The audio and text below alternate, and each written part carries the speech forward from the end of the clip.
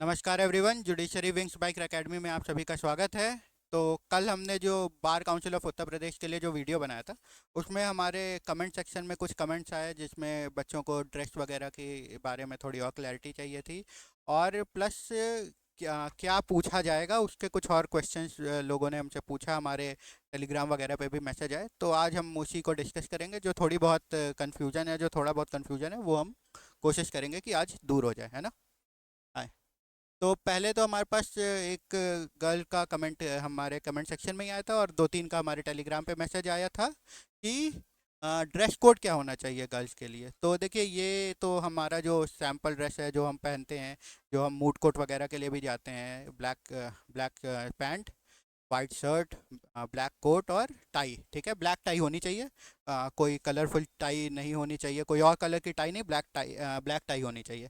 Plus girls जो coat में जाती हैं पहन के, वो भी हो सकता है, जैसे कि कुर्ता पहन लेती हैं या सलवार पहन लेती हैं। ये सारी चीज़ें, कुर्ता पैजामा या ऐसी चीज़ें पहन के वाइट कलर का जा सकती हैं। आप साथ में साड़ी भी पहन सकती हैं, ऐसा नहीं कि आप साड़ी नहीं पहनेंगी, बट हाँ, ये ध्यान रखना है कि फॉर्मल होना चाहिए, कुछ बहुत ज़्यादा रंगीन नहीं होना चाहिए, या कुछ ऐसा नहीं होना चाहिए जो इनफॉर्मल हो। फॉर्मल होना चाहिए, और उसके ऊपर आपको ब्लैक कोट पहननी है। आपके शूज़ भी जो हैं वो फॉर्मल ही होने चाहिए, ऐसा बहुत फैंसी कुछ पहन के जाने की ज़रूरत नहीं। पूरी तरह से रिस्पेक्टफुली जाना है और पूरी तरह से फॉर्मल पहन के ही जाना है। आप गर्ल्स का मैंने जैसे बता दिया, ये जो हमारा ड्रेस कोड है वो तो है ही है। साथ में आप कुर्ता पैजामा, ये चीज़ें और साड़ी भी पहन के जा सकती हैं। बस ध्यान ये देना है कि ऊपर आप एक ब्लैक कोट डाल लें। ऑल राइट, फॉर्मल पहनना है, कुछ बहुत ज़्यादा रंगीन नहीं होना चाहिए। बाकी बॉयज़ का ड्रेस कोड बहुत क्लियर है। White shirt, black pant, black tie और कोट, ब्लैक कोट। जूते आपके काले होने चाहिए, फॉर्मल होने चाहिए। कोई स्पोर्ट्स शूज़ वगैरह पहन के मत जाइएगा। अगर आपके पास नहीं है तो कहीं से अरेंज कर लें, या मतलब फॉर्मल ही रहे, कोई बहुत ज़्यादा आपको फैंसी चीज़ें पहन के जाने की ज़रूरत नहीं है। ब्लैक शूज़ रहें तो अच्छा ही है। हालांकि हम सभी ने एलएलबी किया है, तो मूड कोट वगैरह में हम तैयार होके ही जाते हैं। तो हम ब्लैक शूज़ तो सबके पास होना चाहिए, और ड्रेस होना ही चाहिए सबके पास। आप वकील हैं। बाकी कुछ क्वेश्चंस और देख लेते हैं जो पूछे गए थे, और जो बहुत ही प्रोबेबल है कि पूछ लिए जाएं। ठीक है, तो पहला है कि primary duties of an advocate under the advocates act 1961। Advocates act 1961 है, ये याद रखेंगे। ठीक है, ईयर याद रखेंगे। तो ड्यूटीज़ क्या है एडवोकेट की? एडवोकेट्स की कई सारी ड्यूटीज होती हैं। ये जो ड्यूटी है ये उसके क्लाइंट की तरफ है, टूवर्ड्स द क्लाइंट। तो क्लाइंट की तरफ क्या ड्यूटीज हैं कि क्लाइंट का इंटरेस्ट जो है वो अपहोल्ड करना है। आप क्लाइंट के लिए ही कोर्ट में जाते हैं, उसका ही राइट्स को प्रोटेक्ट करने के लिए। तो सबसे पहले क्लाइंट के इंटरेस्ट को अपहोल्ड करना है आपको। कॉन्फिडेंशियलिटी मेंटेन करनी है कि आपके क्लाइंट ने अपने कुछ कॉन्फिडेंशियल चीज़ें आपको बताई, तो ये नहीं कि आप जाके अपोजिट पार्टी को बता दें या ढिंढोरा पीट दें। आपको जो भी वो आपको अपनी इंफॉर्मेशन देगा, उसको आपको कॉन्फिडेंशियल रखना है। अगर ये आप नहीं करते हैं तो कई बार आप पे डिसिप्लिनरी कार्रवाई हो सकती है, आपका जो रजिस्ट्रेशन है वो भी कैंसिल हो जाता है। तो ये तो बहुत ज़रूरी चीज़ है। ठीक है, और कॉन्फ्लिक्ट ऑफ इंटरेस्ट नहीं होना चाहिए। कई बार हम सुन लेते हैं कि वकील साहब हैं, उनका खुद का प्रॉपर्टी का उनके उनकी खुद की प्रॉपर्टी का मैटर है, और वो मतलब इंटरेस्टेड है उस प्रॉपर्टी में, और वो जाके खुद ही उस जो अपोजिट पार्टी है उसके वकील बन जाते हैं, और थोड़ा बहुत इधर उधर हो जाती है चीज़ें। तो वैसा नहीं, कोई कॉन्फ्लिक्ट ऑफ इंटरेस्ट नहीं होना चाहिए। ये नहीं कि उस मैटर में आपका भी इंटरेस्ट है और आप उस मैटर में आप खुद भी वकील हैं। ठीक है, कॉन्फ्लिक्ट ऑफ इंटरेस्ट नहीं होना चाहिए। कॉन्फ्लिक्ट ऑफ इंटरेस्ट किसी भी पोस्ट के लिए जब हम पढ़ते हैं तो नहीं ही होना चाहिए। रीजनेबल फीस चार्ज करें आप। खैर, फीस तो वकील जितनी मेहनत करता है उतनी ही चार्ज करता है। फीस के बारे में नहीं बोलना चाहिए वकीलों को, देखिए।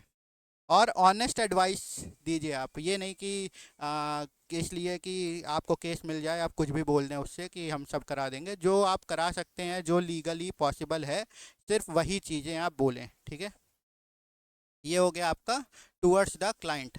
और अगला क्या है कि कोर्ट के प्रति आपकी क्या ड्यूटीज़ हैं। आपकी यानी कि एडवोकेट्स की कोर्ट के प्रति क्या ड्यूटीज़ होती हैं। भाई, कोर्ट ही में हम जा रहे हैं, तो कोर्ट के प्रति तो सबसे बड़ी ड्यूटी हमारी, एक तो ये कि डेकोरम मेंटेन करना है। आप ये नहीं कि कोर्ट में चले गए, चिल्लाने लगे, या थोड़ी बहुत ऐसी हरकतें करने लगे जिससे कोर्ट की कार्रवाई डिस्टर्ब हो, ठीक है। डेकोरम मेंटेन करना है, मिसलीड नहीं करना है कोर्ट को। मैं एक आपको एग्जांपल देता हूँ, ये हुआ था कुछ साल पहले हमारे यहाँ। वकील साहब गए और अपोजिट पार्टी नहीं आई थी, बेल का केस था। उन्होंने जाके जज साहब से बेल की पूरी बहस कर ली, सब कुछ हो गया। जज साहब बेल देने भी वाले थे, बट तब तक अपोजिट काउंसिल आ गए। वो कहीं और व्यस्त थे, किसी और कोर्ट में बहस कर रहे थे। वो आ गए, उन्होंने जज साहब को एक्सप्लेन किया कि सर मैं कहीं और व्यस्त था, तो जज साहब ने वो किया कि कोई बात नहीं।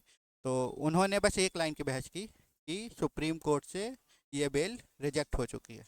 अब हम इलाहाबाद हाई कोर्ट की बात कर रहे हैं, सुप्रीम कोर्ट से जब बेल रिजेक्ट हो चुकी है तो अब इलाहाबाद हाई कोर्ट बेल दे नहीं सकता। तो ये जो बेल लेने आए थे जिस पार्टी की तरफ से वकील साहब, उन्होंने कोर्ट को मिसलीड किया। उन्होंने ये बात नहीं बताई कि सुप्रीम कोर्ट से बेल खारिज हो चुकी है। तो ऐसा कुछ नहीं करना है, ठीक है। और जस्टिस डिलीवरी में आपको असिस्ट करना है। हम वकील हैं भाई, हमारा काम ही ये है कि हम जस्टिस को अपहोल्ड करें, लोगों को जस्टिस दिलाएं। तो जस्टिस डिलीवरी के लिए हमें कोर्ट की हेल्प करनी है, जस्टिस के इंटरेस्ट में काम करना है। क्लाइंट के इंटरेस्ट में तो काम करना ही है, बट जस्टिस के भी इंटरेस्ट में काम करना है। हमें कोर्ट को असिस्ट करना है, कोर्ट से कोई फैसला निकलवाना नहीं है कुछ भी करके, 3-5 करके या किसी भी तरह से। हमें बस कोर्ट को असिस्ट करना है कि वो जस्टिस दे सके, ठीक है। इम्प्रॉपर इन्फ्लुएंस नहीं यूज़ करना है। कई चीज़ें वकील लोग करते हैं, आप सभी जानते ही हैं। तो कुछ भी ऐसी इम्प्रॉपर इन्फ्लुएंस नहीं वो करना है, क्योंकि ये चीज़ें अगर पकड़ा जाती हैं तो दिक्कत हो जाती है आपके, फिर वकालत बंद हो जाएगी, ठीक है। प्रोफेशनल कंडक्ट आपको फॉलो करना है, जो भी प्रोफेशनल कंडक्ट है बार काउंसिल ऑफ इंडिया के रूल्स में या एडवोकेट्स एक्ट में अपने, तो वो चीज़ें आपको फॉलो करनी है। ऑलराइट, ये आपकी ड्यूटीज हो गई टूवर्ड्स द कोर्ट। अगला क्या है? अगला है ड्यूटीज टूवर्ड्स अपोनेंट्स। तभी वहाँ पे वकील ही होते हैं, और तो हमें उनका भी थोड़ा सा ध्यान रखना होता है। कुछ भी ऐसी चीज़ें नहीं करनी होती कि भाई हमने कोर्ट में बोल दिया कि सर हमने उनको मेंशन स्लिप दे दी और नहीं दिया। ये सारी चीज़ें नहीं करनी है, ठीक है। सिविलिटी मेंटेन करनी है। आप अपने अपोजिट काउंसिल से लड़ाई झगड़ा नहीं करेंगे, आराम से प्यार से बात करेंगे, रिस्पेक्टफुली बात करेंगे, ठीक है, जो एक लॉयर से एक्सपेक्टेड है भाई। और avoid unfair practices. Unfair practices मैंने आपको बताया कि हमने बोल दिया कोर्ट में कि हमने पेंशन स्लिप दे दी, नहीं दिया, या कुछ भी ऐसी चीज़ें, कुछ उनको डॉक्यूमेंट्स उनसे छुपा लिए, या कुछ ऐसी चीज़ें जो कि बाद में आके कोर्ट के सामने दिक्कत कर सकती है, उनके इंटरेस्ट को हार्म कर सकती है, वो नहीं करेंगे हम फेयर एंड स्क्वायर अपना मुद्दा रखेंगे। और वो मुद्दा रख के हम चाहेंगे कोर्ट से कि वो जितना अच्छे से अच्छा अपने क्लाइंट के लिए हम फैसला ले सकें। ऑलराइट, अगला क्या है? Duties towards the legal profession. Alright, legal profession की तरफ हमारी क्या ड्यूटीज हैं भाई? लीगल प्रोफेशन में है तो उसकी तरफ भी तो कोई ड्यूटीज होगी। इंटीग्रिटी आप मेंटेन करेंगे, इंटीग्रिटी ऑफ द प्रोफेशन को मेंटेन करना है। कुछ ऐसी हरकतें नहीं करनी है कि प्रोफेशन का नाम खराब हो, वकीलों का नाम खराब हो, ठीक है। इंटीग्रिटी ऑफ द प्रोफेशन आपको मेंटेन करना है। Encourage law reforms. अगर कुछ ऐसी चीज़, ऐसा रिफॉर्म हो रहा है जो सोसाइटी के लिए अच्छा है, जो जस्टिस के लिए अच्छा है, लोगों के लिए अच्छा है, तो हमें उसको इनकरेज करना है, ठीक है। Promote legal education. Legal education को प्रमोट करना है। कहीं आपको गेस्ट लेक्चर के लिए बुलाया जाए तो आप जाएं, कहीं आपका सेमिनार हो रहा है आपको बुलाया जाए कि सर सेमिनार में पार्टिसिपेट करें, आप जाएं। खुद भी कोशिश करें कि आप थोड़ी बहुत लीगल क्लिनिक की तरफ, लीगल क्लिनिक या लीगल एड का कुछ काम कर सके, जिससे कि जो लीगल प्रोफेशन है वो अपहोल्ड हो और लीगल एजुकेशन बढ़े, लोगों को जागरूकता मिले, ठीक है। Assist junior advocates. ये हम जैसे जूनियर एडवोकेट्स के लिए सबसे ज़रूरी है कि सीनियर हमें असिस्ट करें। जब आप सीनियर हो जाएं तो आप जूनियर को असिस्ट करें, उनको गाइड करें कि वो कैसे और अच्छी अपनी वकालत कर सकते हैं, कैसे और आगे बढ़ सकते हैं, है ना।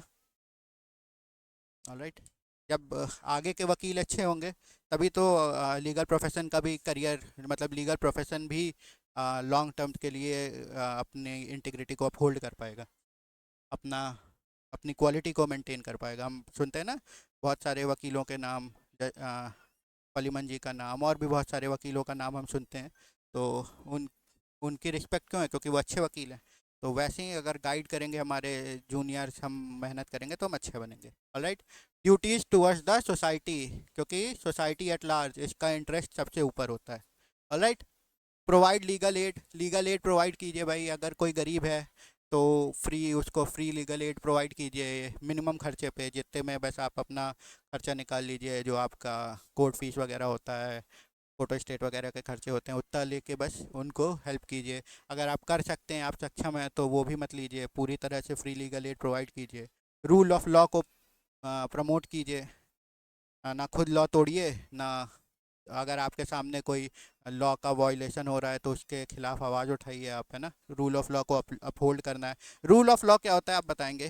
ठीक है, मैं अगली क्लास में इस बारे में डिस्कस करूंगा, क्योंकि ये भाई ये हमारा एक ड्यूटी है ये हमारी, और ये बहुत ज़रूरी है हमारी कंट्री में। रूल ऑफ लॉ है। रूल ऑफ लॉ की अभी अगर आप रिसेंट टाइम में देखेंगे तो ग्लोबल पॉलिटिक्स में भी बहुत चर्चा रही है। तो रूल ऑफ लॉ क्या होता है ये आप कमेंट करें, बाकी मैं ये आपको कल बताऊंगा, ठीक है। एक्ट अगेंस्ट करप्शन, करप्शन के खिलाफ आपको आवाज़ उठानी है, करप्शन के खिलाफ आपको काम करना है, ठीक है। करप्ट प्रैक्टिसेस खुद भी नहीं करनी है, प्रमोट भी नहीं करना है। और अगर आपके पास कोई ऐसा केस आता है जिसमें करप्शन का मामला है तो उसमें आपको थोड़ा आगे बढ़ चढ़ के हिस्सा लेना है और कोशिश करनी है कि सोसाइटी में करप्शन ख़त्म हो, ठीक है। तो ये हमारी ड्यूटीज़ हैं, ये एडवोकेट की ड्यूटी है as per the advocates act 1961। मैंने सेक्शन वगैरह इसलिए नहीं लिखा क्योंकि सेक्शन आपसे पूछे नहीं जाएंगे। आप जितने भी मैंने आपको 5 सब हेडिंग में मुझे लगता है लगभग 20 से ज़्यादा ही ड्यूटीज़ बता दी हैं। इसमें अगर आप 3 4 5 भी कोट करके आते हैं, जो कि आपको अब तक याद हो गई होंगी, बहुत बेसिक बेसिक है, आप सभी को पहले से भी पता है, बस एक बार वो चीज़ें दिमाग में रिकलेक्ट हो जाती हैं तो आदमी आराम से उनका जवाब दे पाता है ना। तो ये चीज़ें आप अगर जाके बोल देते हैं, तो इसमें से 5 6 भी बोल देते हैं तो बहुत है, याद करने की या कुछ ऐसी ज़रूरत नहीं, बस आपके दिमाग में होनी चाहिए। ज़्यादा मैं मतलब सेक्शन वगैरह लिख के इसको कॉम्प्लिकेटेड करना नहीं चाहता था, क्योंकि थोड़े बच्चे परेशान हैं कि सर कैसे होगा क्या होगा, बट बहुत आराम से हो रहा है। और हम खासकर प्रयागराज का आपको बता सकते हैं, यहाँ पे तो मतलब जो हमारा बार काउंसिल के मेंबर्स हैं, ऑनरेबल मेंबर्स हैं, वो भी काफ़ी कोऑपरेट कर रहे हैं और बहुत आराम से आपको इनकरेज भी कर रहे हैं। अगर आप नहीं बता पा रहे हैं और उनको आप ये कह रहे हैं कि सर पता है, थोड़ा सा रिकलेक्ट करके बताता हूँ, तो वो आपको टाइम भी पर्याप्त दे रहे हैं कि कोई दिक्कत नहीं, आराम से बोलो, ठीक है। तो ज़्यादा कॉम्प्लिकेट करने की ज़रूरत नहीं, आराम से हो जाएगा। आइए अगला क्या है। Procedure for a lawyer to withdraw from a case ethically. Ethically आप केस से कैसे विड्रॉ करेंगे? कुछ ऐसा हो गया कि आपको लगता है कि यार ये केस अब मैं नहीं लड़ सकता, मान लीजिए आपके क्लाइंट ने आपको फ़ीस नहीं पे की, ठीक है, आप फिर नहीं लड़ सकते भाई केस, आपको विड्रॉ करना है। या कुछ ऐसी अनफेयर प्रैक्टिसेस क्लाइंट करना चाह रहा है जिस जो आपके मोरल्स के ख़िलाफ़ है, जो आपके एथिक्स के ख़िलाफ़ है, आपको विड्रॉ करना है, तो आप वो भी कर सकते हैं, ठीक है। उसमें आपको क्या कर सकते हैं, आप कैसे विड्रॉ कर सकते हैं, ठीक है। तो पहले तो वैलिड रीज़न जो है उसको आपको आइडेंटिफाई करना है कि भाई वैलिड रीज़न होना चाहिए आपके पास विड्रॉ करने के लिए। अगर आपके पास वैलिड रीज़न है विड्रॉ करने के लिए तो आप उसको विड्रॉ करें, क्योंकि वो आपको बताना पड़ेगा। तो कब कब कर सकते हैं आप? जब क्लाइंट का मिसकंडक्ट हो, क्लाइंट जो है वो प्रॉपरली वो नहीं कर रहा है, आपसे बात नहीं कर रहा है, आपको रूडली आपसे रूडली बिहेव कर रहा है, या आपको फ़ीस नहीं दे रहा है टाइम पे।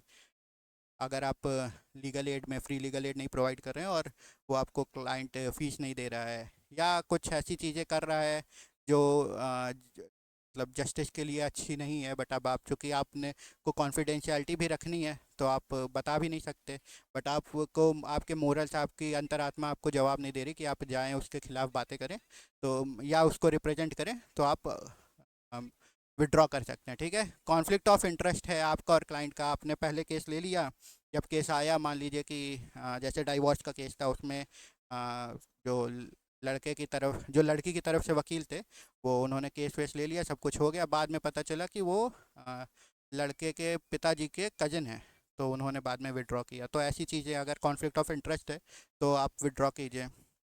नॉन पेमेंट ऑफ फीस है, फीस तो ज़रूरी होती है भाई वकील के लिए, है ना। फीस याद रखिए आप, दोनों जगह फ़ीस थी, क्या वहाँ पे रीजनेबल फ़ीस लेनी थी, यहाँ पे नॉन पेमेंट ऑफ फीस है। ऑलराइट। इनेबिलिटी ऑफ परफॉर्मेंस, आप कर ही नहीं सकते, आपको उन्होंने केस दिया जो कि सिविल नेचर का लग रहा था, बाद में आप जब केस में आप आगे बढ़े तो मारपीट भी हो गई उस केस में, तो वो क्रिमिनल नेचर में कन्वर्ट हो गया, तो आप कर ही नहीं सकते। तो आप कह देंगे कि सर मैं सिविल का वकील हूँ, मैं विड्रॉ कर रहा हूँ, मैं प्रॉपरली इनको जस्टिस नहीं दिला सकता, ये मैं अपनी बेस्ट एबिलिटी के अनुसार इनको हेल्प नहीं कर सकता, है ना। मोरल या एथिकल ग्राउंड हो कोई कि भाई क्लाइंट को आपने बेल दिलाया और वो बेल लेके उसका ये पूरा वो है कि आपके पास बेल के लिए आया और उसके पास पूरा उसका मूड है। आपसे बात बात में तो क्लाइंट बता ही देते हैं वकील को कि सर बेल दिलाइए, मैं उसको ठीक कर देता हूँ जो मेरे खिलाफ बयान देने जा रहा है। तो आप विड्रॉ कर लीजिए कि यार मैं बेल नहीं दिला सकता इसको, ये लड़का ठीक नहीं। बट ये आप बताएंगे नहीं या इस चीज़ को आपको, क्योंकि आपको इंटरेस्ट भी वो करना है। अच्छा, ये बड़ा खतरनाक होता है, हालांकि खतरनाक नहीं है, ये बहुत ही इजी है कि अगर कुछ वो फर्दर करने जा रहा है, आपका क्लाइंट कुछ ऐसा फर्दर करने जा रहा है, तो आप एक बार विड्रॉ कर लीजिए और आप जाके तब बोल सकते हैं अगर वो कोई फर्दर क्राइम करने जा रहा है। जैसा मैंने अभी बताया कि भाई अगर वो बेल लेके जा रहा है, सामने जो गवाह है उसको धमकी देने, उसको डराने धमकाने, तो इस बात को आप रिपोर्ट कर सकते हैं, है ना। विड्रॉ कर लें फिर रिपोर्ट कर दें। वैसे बिना विड्रॉ किए भी आप रिपोर्ट कर सकते हैं, बट ये एक ग्राउंड है विड्रॉल का। एक आपको क्या करना होगा, नोटिफाई करिए क्लाइंट को। भाई आप जब विड्रॉ कर रहे हैं तो आप क्लाइंट को बताएंगे ना, पता चला अगली डेट पे आप पहुंचे नहीं और क्लाइंट ने कोई नया वकील नहीं किया और उसका जो इंटरेस्ट है, आप जैसा आपने उसको एक्स पार्टे ऑर्डर कर दिया या उसकी बात पूरी तरह से आ नहीं पाई, तो नोटिफाई कीजिए आप क्लाइंट को कि सर मैं विड्रॉ कर रहा हूँ। ठीक है, क्लियर रीज़न बताइए विड्रॉल का कि क्यों आप विड्रॉ कर रहे हैं। ठीक है, और उसको सफिशिएंट टाइम दीजिए ताकि वो नया एक ऑल्टरनेटिव रिप्रेजेंटेशन को अरेंज कर सके, यानी कि कोई एक नया लॉयर कर सके। आप विड्रॉ कर रहे हैं तो भाई उसको किसी और लॉयर के पास जाना पड़ेगा, तो आप उसको एक तो क्लियर रीज़न दें और सफिशिएंट टाइम दें कि इसलिए आप आप अब विड्रॉ कर रहे हैं, आप अपना नया कोई देख लीजिए वकील, है ना। ऑल राइट, थर्ड क्या है, ensure no harm to the client interest. अब इसमें जो मैंने पहले बताया कि भाई आप सोसाइटी की तरफ जो आपकी ड्यूटी है वो आप अपहोल्ड करेंगे कि क्लाइंट का इंटरेस्ट। तो क्लाइंट का इंटरेस्ट है, क्लाइंट जा रहा है भाई बेल लेके, किसी आपने विड्रॉ कर लिया, वो किसी और के पास जा रहा है बेल लेके, मतलब बेल लेने किसी और के थ्रू, और वो जाके फिर जो भी गवाह है उसको धमकी देगा, उसको डराए धमकाएगा। तो भाई ये तो सोसाइटी के लिए अच्छा नहीं है ना। उसने एक तो कुछ गलत भी किया, प्लस जाके आप वो गवाह को डरा धमका भी रहा है या सबूत मिटा रहा है, तो आप क्या करेंगे। तो उसमें यही है कि फर्दर क्राइम होने से आपको बचाना है, ये आपकी ड्यूटी है। ड्यूटी पहले आती है सोसाइटी एट लार्ज की तरफ। ठीक है, तो पहला क्या है, before withdrawing the lawyer must ensure that the client's case does not suffer due to his withdrawal. मतलब कि client's case does not suffer due to their withdrawal. आपने विड्रॉ किया भाई, आपने उसको सफिशेंट टाइम नहीं दिया, आपने विड्रॉ कर लिया और वो कोई नया वकील नहीं कर पाया, तो उसको भाई एक्स पार्टे ऑर्डर हो जाएगा उसके खिलाफ, या कोर्ट कोई एडवर्स कमेंट कर सकती है, कुछ और कर सकती है। तो कई चीज़ें होती हैं, हमें पता ही है। ठीक है, तो आपको उसमें दिक्कत हो सकती है। ठीक है, क्लाइंट का इंटरेस्ट जो है वो सफ़र करेगा। या अब आप विड्रॉ कर रहे हैं तो क्लाइंट की फ़ाइल कोई अच्छे से नहीं मेंटेन कर रहे हैं, उसको बस कागज़ जहाँ तहाँ फेंक दे रहे हैं, कुछ भी कर दे रहे हैं, ये सब चीज़ें नहीं करनी चाहिए। और क्या करें, आप उसको सारी की सारी केस फाइल को उस रिटर्न करें। ठीक है, सारे डॉक्यूमेंट रिटर्न करें और प्रॉपर बिलोंगिंग जो भी क्लाइंट की है, प्रॉपर्टी जो भी क्लाइंट की आपके पास है, जो भी बिलोंगिंग्स है क्लाइंट की, उसने कुछ आपको दे के रखा है कि सर ये केस में हो सकता है कि हेल्प कर दे, तो वो सारी चीज़ें आप वापस करेंगे। और क्या है, offering assistant in transaction. Case के ट्रांजेक्शन में कोई नया लॉयर आया, कोई अनदर लॉयर आया, तो आप भाई उसको अगर कुछ वो आपसे पूछना चाहता है वो लॉयर की कैसे कैसे है, क्या क्या चीज़ें हैं, तो आप उसमें असिस्टेंस दें। ये नहीं कि अब मैंने विड्रॉ कर दिया मुझसे मतलब नहीं। ठीक है, कुल मिला के क्लाइंट का जो इंटरेस्ट है वो किसी तरह से भी सफ़र नहीं करना चाहिए। अगला क्या है, कोर्ट की परमिशन लेनी पड़ेगी आपको कुछ केसेज में, हमेशा नहीं। अगर रिक्वायर्ड है, अगर कहीं ऐसा रूल है, कहीं कुछ ऐसा कह रहा है, तो आपको कोर्ट की परमिशन लेनी पड़ती है। ठीक है, if the case is pending in court the lawyer must seek the court's permission to withdraw. Must seek court permission to withdraw कब, जब कोर्ट पेंडिंग है, अरे सॉरी, जब केस पेंडिंग है कोर्ट में, तो आपको विड्रॉ करने के लिए कोर्ट की परमिशन लेनी चाहिए। ठीक है, evaluate reasonableness of the withdrawal and ensure that the client's interest are protected, जो हमने पहले बात की। ऑलराइट, अगला क्या है, adhere to professional conduct. Professional conduct जो भी है, जो आपको बताया गया है, कहाँ कहाँ बताया गया है, एडवोकेट्स एक्ट में बताया गया है।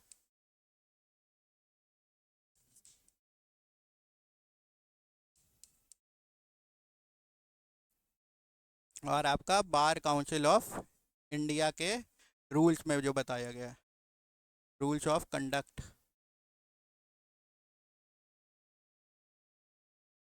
ये इन दोनों में जो आपको कंडक्ट बताए गए हैं प्लस जो बाकी गाइडलाइंस हैं उन सारी चीज़ों का आपको ध्यान देना है कि आप उनके हिसाब से ही विड्रॉ करें, ठीक है। आइए आगे देखते हैं। ये दो चीज़ें पूछी गई हैं जो मैंने अभी तक दोनों आपको बताई, ये दोनों पूछी गई है। जितना मैंने बताया वो आप लेके जाएंगे तो उतने में आपको जितने भी पॉइंट्स याद रहेंगे। आप 3 4 5 भी पॉइंट बताते हैं, बहुत है, पर्याप्त है, ठीक है।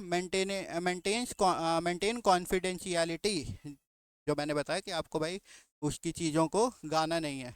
The law must continue to uphold the client's confidentiality even after withdrawing from the case.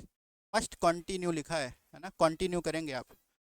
अगर ये पूछ लिया कि भाई आपका, जब ये पूछेंगे तो ये बहुत ही ऑब्वियस सा क्वेश्चन है कि आप सोसाइटी की तरफ ड्यूटी निभाएंगे कि आप कॉन्फिडेंशियलिटी मेंटेन करेंगे। तो हम हमेशा, हम लॉयर्स हैं, हमें जस्टिस के साइड ही होना चाहिए, हमें सोसाइटी का गुड ही जो है वो सबसे ऊपर रखना चाहिए।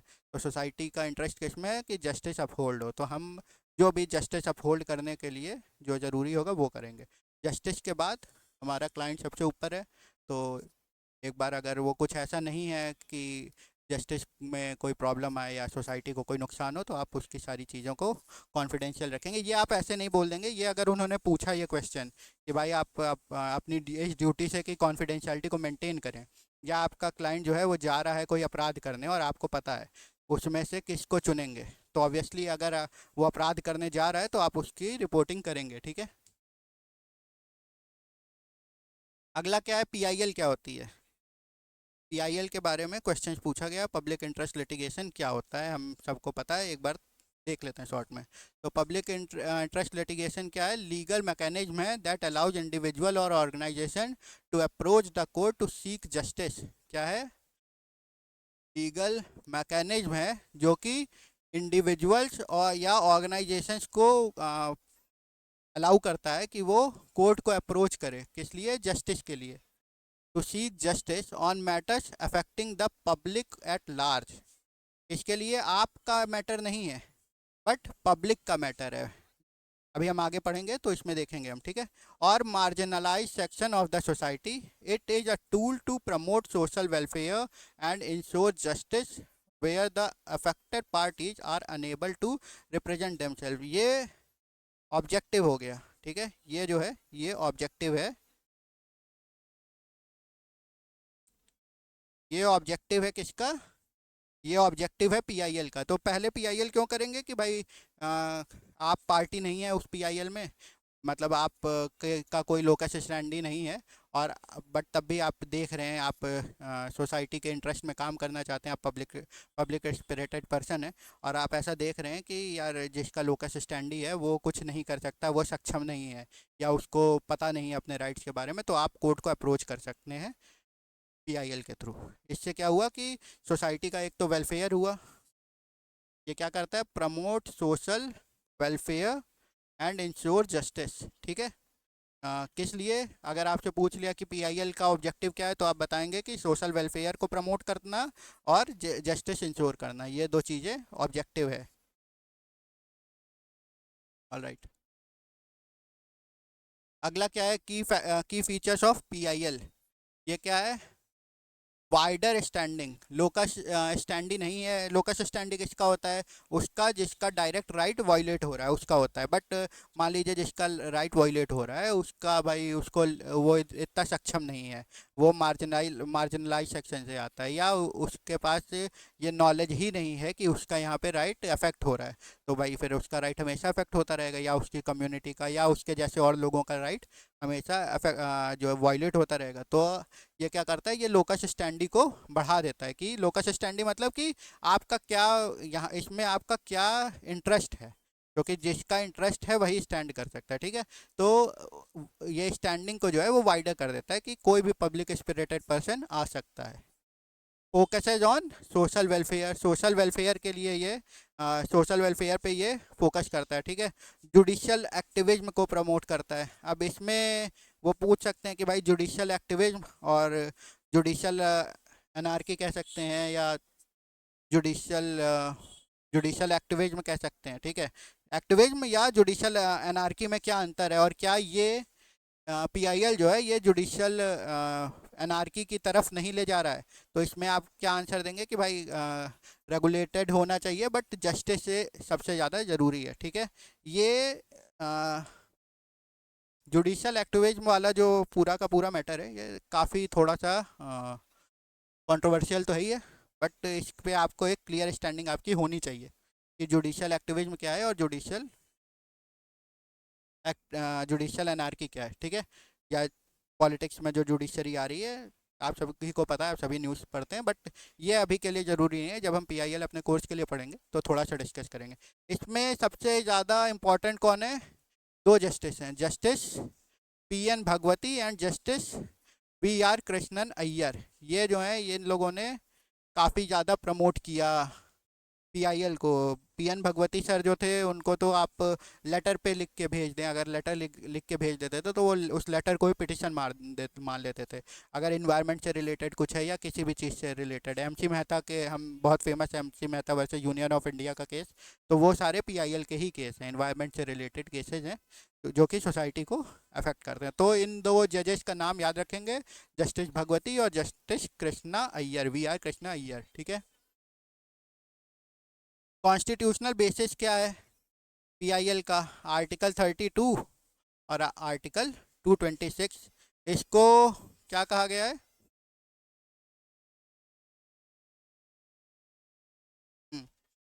आर्टिकल 32 और 226 है। आर्टिकल 32 को बी आर अम्बेडकर साहब ने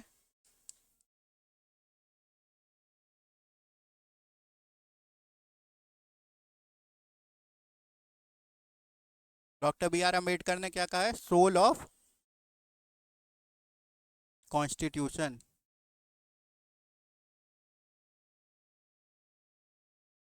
ऑफ इंडिया। याद रखेंगे आप, अगर उन्होंने पूछ लिया कि soul of constitution of India क्या है, तो आर्टिकल 32 है, ठीक है। तो कॉन्स्टिट्यूशनल बेसिस क्या है? अभी हम अगला जो है रिट वो भी पढ़ेंगे तो उसमें और क्लियर होगा आपको। तो कॉन्स्टिट्यूशनल बेसिस क्या है हमारे पीआईएल का? आर्टिकल 32 और आर्टिकल 226। ये सुप्रीम कोर्ट के लिए होता है, ये हाई कोर्ट के लिए होता है, ठीक है। अभी आगे जब हम रिट पढ़ेंगे इसके बाद तो और क्लियर होगा आपको। ऑल राइट, एग्जाम्पल्स क्या हैं, कौन कौन से केस हैं पीआईएल के? एक तो इन्वायरमेंटल प्रोटेक्शन का केस है, MC Mehta versus union of India 1986। Ganga pollution case भी कहा जाता है, गंगा को शुद्ध करने के लिए, गंगा को साफ़ करने के लिए हुआ, और इसका फ़ायदा ये हुआ कि गंगा को साफ़ करने के लिए जो मेजर्स हैं वो लिए जाने शुरू हो गए। गंगा जी अब काफ़ी साफ़ भी हैं, और पहले और भी गंदी होती थी, बट अभी और काम की ज़रूरत है। But MC Mehta versus union of India के द्वारा एक गंगा को साफ़ करने का केस आया था, और इस पे मेजर्स भी लिए गए थे, कोर्ट ने डायरेक्ट भी किया था। अगला क्या है? राइट टू बॉन्डेज लेबर का केस है, people's union of for democratic rights versus union of India 1982। ये क्या है? इस केस ने प्लाइट ऑफ बॉन्डेड लेबर्स को हाईलाइट किया था, और उसके लिए कुछ ग्राउंड्स और कुछ क्या कहते हैं उसको, ठीक है मेरे दिमाग से उतर गया, अभी मैंने बोला था 2 मिनट पहले, मतलब कुछ गाइडलाइंस, यस, कुछ गाइडलाइंस दी थी सुप्रीम कोर्ट ने, और उसके द्वारा बॉन्डेज लेबर के लिए, मतलब बॉन्डेज लेबर में काफ़ी सुधार आया उनकी स्थिति में, जो लेबर्स थे वो अब बॉन्डेज लेबर नहीं रहे, ठीक है। और प्रिजन रिफॉर्म, ये तो भाई बहुत इंपॉर्टेंट केस, जितने पढ़े हम लोगों ने, तीनों ही केस काफ़ी फेमस हैं, आप सभी ने पढ़े होंगे एलएलबी में, ठीक है। हुसैनी आरा खातून versus state of Bihar 1979, in human condition in Indian prisons, inhuman conditions in Indian prisons that led to significant reform, ठीक है। तो ये 3 एग्जाम्पल्स हैं हमारे पीआईएल के, ये देख ली, ये याद रखिएगा थोड़ा बहुत, ठीक है। आइए अगला क्या है? रिट। तो रिट क्या होती है भाई, बताइए। रिट, आइए पढ़ते हैं। A formal written order issued by a court directing an individual or authority to perform or refrain from performing a specific act, ठीक है, किसको? रिटन ऑर्डर है, कोई कोर्ट इशू करेगी टू एन इंडिविजुअल और अथॉरिटी टू परफॉर्म और refrain from performing a specific act. Alright, इसका basis क्या है? आर्टिकल 32 और आर्टिकल 226 ऑफ इंडियन कॉन्स्टिट्यूशन में रेट दिया हुआ है, किस लिए? फंडामेंटल राइट्स को और अदर लीगल राइट्स को अपहोल्ड करने के लिए। ऑलराइट, आर्टिकल 32 और आर्टिकल 226। आइए देखते हैं टाइप ऑफ रिट्स कितनी होती है। 5 तरह की रिट्स होती हैं, 5 तरह की रिट्स होती हैं। पहला क्या है आपका? Habeas corpus. हेबियस कॉर्पस का लिटरल मीनिंग क्या होता है? To have the body. ठीक है, पर्पस क्या है? Protect individual freedom from, sorry, हाँ, protect individuals, individuals from unlawful detention. Unlawful detention से हम प्रोटेक्ट करते हैं। अगर डिटेन कर लिया है तो कोर्ट कहती है भाई उसको लेके आओ सामने। ठीक है, और इसका एप्लीकेशन क्या है? भाई अनलॉफुल डिटेंशन से पर्सन को बचाना। ठीक है, उसका अनलॉ उसको, उसका जो फ्रीडम है, फ्रीडम अगेंस्ट अनलॉफुल डिटेंशन जो है, उसको मेंटेन करना। अगला क्या है? सेकंड है मैंडमस। मैंडमस का क्या मतलब होता है? We command. हम भाई कमांड करते हैं। किसको कमांड करेगा? हाई कोर्ट या सुप्रीम कोर्ट। पब्लिक ऑफिशियल्स को डायरेक्ट करेगा, पब्लिक बॉडीज़ को डायरेक्ट करेगा, या लोअर कोर्ट को डायरेक्ट करेगा कि वो अपनी कोई स्टैट्यूटरी ड्यूटी जो वो परफॉर्म नहीं कर रहा है उसको परफॉर्म करे। ठीक है, एप्लीकेशन को क्या है इसका? Can not be issued against private individuals और एंटिटीज़। प्राइवेट इंडिविजुअल्स या एंटिटीज़ के विरुद्ध ये इशू नहीं हो सकता है। किसके होगा? और पब्लिक ऑफिशियल्स, बॉडीज या लोअर कोर्ट्स को हायर कोर्ट्स डायरेक्ट करेगा। इसका एग्जांपल क्या है? A writ to compel a government officer to issue a pending licence. ये है कि भाई कोई लाइसेंस पेंडिंग है तो उन्होंने कह दिया कि इशू करो। अगला क्या है? थर्ड क्या है? प्रोहिबिशन। ऑलराइट, प्रोहिबिशन, इसका पर्पस क्या है? प्रिवेंट लोअर कोर्ट्स और tribunals from exceeding their jurisdiction और एक्टिंग इलीगली। ये किसके विरुद्ध होता है? ये किसके विरुद्ध हाई कोर्ट या सुप्रीम कोर्ट इशू करती है? लोअर कोर्ट्स और tribunals from exceeding their jurisdiction और एक्टिंग इलीगली। अब इसमें बताइए, आर्टिकल 32 के अंडर सुप्रीम कोर्ट इसमें हाई कोर्ट को भी डायरेक्ट कर सकती है कि भाई आप पिछले वाले में भी डायरेक्ट कर सकती है, और इसमें प्रिवेंट कर सकती है हाई कोर्ट को भी कि वो अपना ज्यूरिसडिक्शन एक्सीड ना करें या कोई भी इलीगल काम ना करें। इलीगल काम यानी कि जो लॉ के विरुद्ध हो। मान लीजिए 500 का फाइन है, उन्होंने 1000 लगा दिया या 550 लगा दिया, तो ये चीज़ें जो है प्रिवेंट करता है। इसका एप्लीकेशन क्या है? issued by a superior court to stop ongoing proceeding in a lower court। भाई ongoing proceeding को रोक दिया कि ये आपके jurisdiction में नहीं आता है, आप रुकिए, जो proper jurisdiction है वहाँ पे जाएगा। ठीक है, a writ to stop a tribunal from hearing a case beyond its authority। all right, अगला क्या है? Fourth, certiorari. इसका क्या मतलब होता है? To be certified. ठीक है, इसका लिटरल, ये जो आगे हमने लिटरल मीनिंग लिखी है ये आपको पता होनी चाहिए। ये जरूर बोल देना है जब भी आपसे कोई रिट के बारे में कुछ पूछेगा, तो ये जरूर बोल देना है। तो पर्पज क्या है? It is issued by a higher court to a lower court or tribunal either to transfer a case pending with the latter to itself or to squash the order of the latter in a case. इसका मकसद mainly होता है review होता है। ठीक है, review होता है इसका मकसद।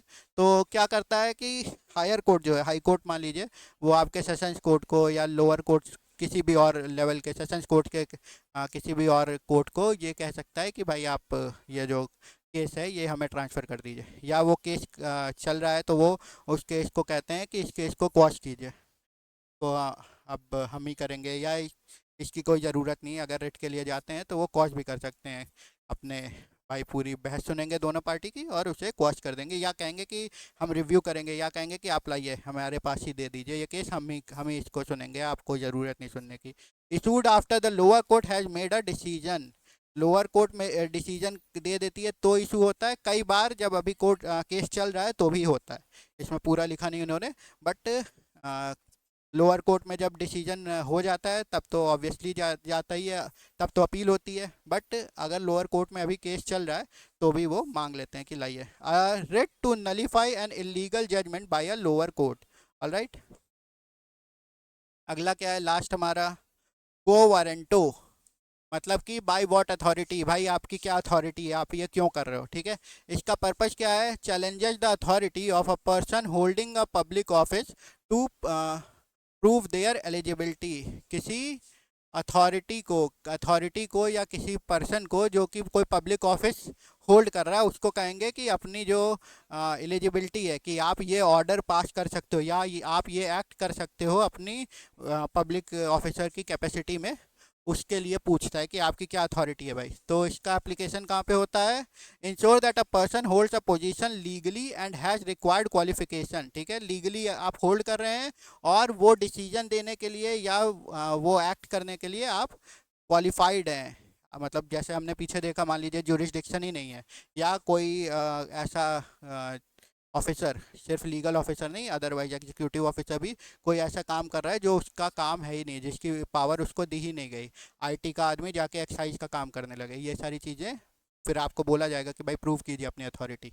Alright, a writ questioning the appointment of an individual as a public officer without proper qualification, ये इसका एग्जाम्पल है। ऑलराइट एवरीवन, तो ये था थोड़ा बहुत जो क्वेश्चंस पूछे गए वो, प्लस ड्रेस कोड में जो भी कन्फ्यूजन था वो मैंने कोशिश किया कि दूर हो, अब तो कन्फ्यूजन होना नहीं चाहिए। और मैंने आप लोगों से पूछा है कि रूल ऑफ लॉ क्या होता है, आप कमेंट करके बताएं। बाकी रूल ऑफ लॉ क्या होता है और कुछ 2-3 और क्वेश्चन जो पूछे गए वो हम अपने अगले सेशंस में लेके आएंगे, ठीक है। Thank you very much.